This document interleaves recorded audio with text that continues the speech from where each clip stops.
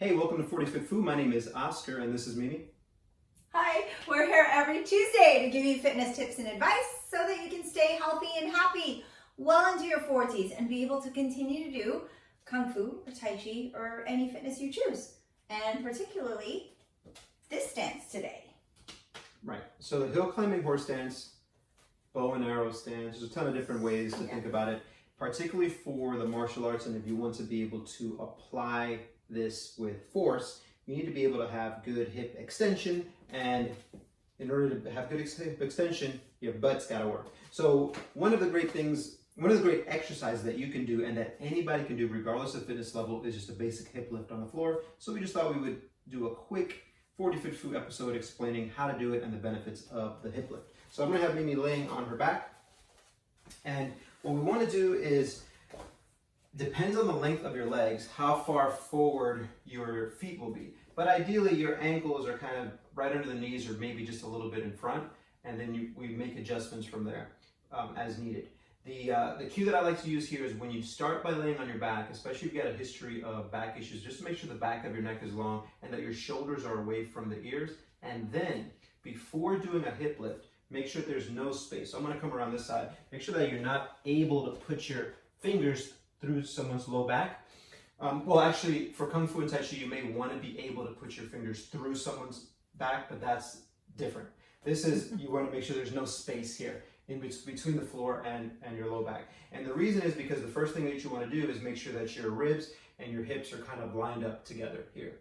And then the next thing is we basically drive the hips up. So I'm going to have her hold this for a second because I know that she's got a strong hip lift. But a cue that you may want to think about is, instead of trying to think of driving your hips up, imagine your pockets. You're trying to reach your pockets up to the ceiling because your pockets would be directly in front of your butt, you know, in that line. If I drew a line from your pockets to your butt, and so that way you can kind of get that cue of driving up, so you can come back down.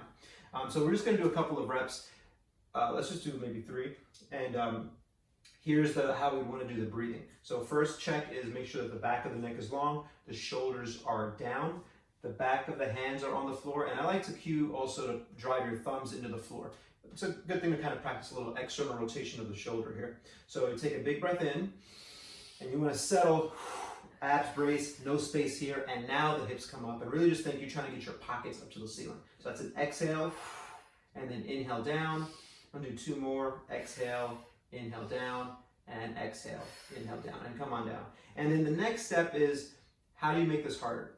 If you don't have any equipment, you can do isometric holds, where you're just holding it up for time and just counting 10, 9, 8. Second is single leg. And a good way to start the single leg, if you're not used to it, so this actually takes a little bit of strength to do it with one leg, is you can take your hand and place it on top of the thigh or close to the knee of the knee that's going to be up. So you're going to bring the leg up, and you're going to push your knee into your hand and your hand into your knee. And what that'll do is it kind of forces your abs to contract. And then when you do your hip lift, you'll be able to actually get up to where you need to be. And sometimes it's not as high as you think. If you're really bringing those hips up very high, you may be arching that low back. So it all goes back to this setup position here. We don't want to have space there.